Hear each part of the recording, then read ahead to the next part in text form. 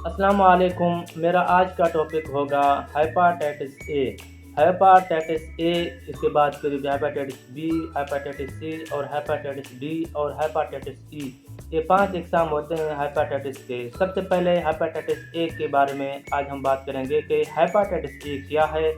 अगर हेपाटाइटिस ए अगर आपके जिस्म में है, आपके जिगर में है, तो वो क्या नुकसान देगा और उसकी पहचान क्या है। उससे आप कैसे पहचानेंगे कि आपको हेपाटाइटिस ए हो चुका है और आपको अंदर ही अंदर से कुछ पता ही नहीं है। तो बराए मेहरबानी हेपाटाइटिस ए के बारे में मुकम्मल जानकारी के लिए आप मेरे इस वीडियो को आखिर तक देखें। आजा मेडिकल यूट्यूब चैनल को सब्सक्राइब करें, क्योंकि मैं हर रोज़ नए अच्छे इन्फॉर्मेशन मालूमात आपके लिए वीडियोज़ अपलोड करता हूँ। तो सबसे पहले ये बात जान लेना चाहिए कि हेपाटाइटिस ए ये जिगर की बीमारी है। जिगर को गलाने में, सड़ाने में और फिर जिगर को आकर कैंसर जैसे मुर्गी मर्ज लग जाते हैं। हेपाटाइटिस ए क्यों और किस वजह से आता है, सबसे पहले ये बात जान लेना लाजमी है। हेपाटाइटिस ए सबसे पहले गंदे पानी और गंदे खुराक के ज़रिए फैलता है। गंदे पानी, जैसा कि हेपाटाइटिस ए वाला वायरसेस अगर किसी तालाब में या किसी पानी में या किसी ऐसे खुराक के अंदर मौजूद है जो कि हम लेते हैं, या तालाबों, नालों, खड्डों के पानी जो हमारे माल मवेशी पी लेते हैं और हमारे औरतें उसी तालाब वाले कपड़ों से धोते भी हैं, और पेशाब, छोटे बच्चे पेशाब करते हैं अगर किसी को हेपाटाइटिस ए है।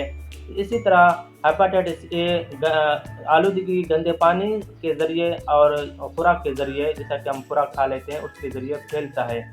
तो ये है फैलने की वजूहात और अलामतें, यानी कि कैसा आपको पता चलेगा, कैसा आप अपने आप को पहचान पाएंगे कि मुझे हेपाटाइटिस ए है।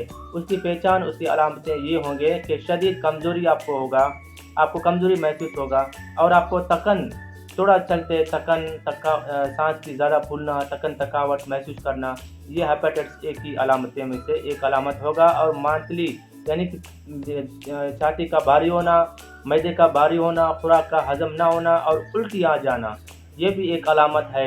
और भूख की कमी कम होना, भूख की शिद्दत कम होना और चलते चलते फिर आपको भूख बिल्कुल ही नहीं लगेगा, ये भी एक अलामतों में से एक अलामत होगा।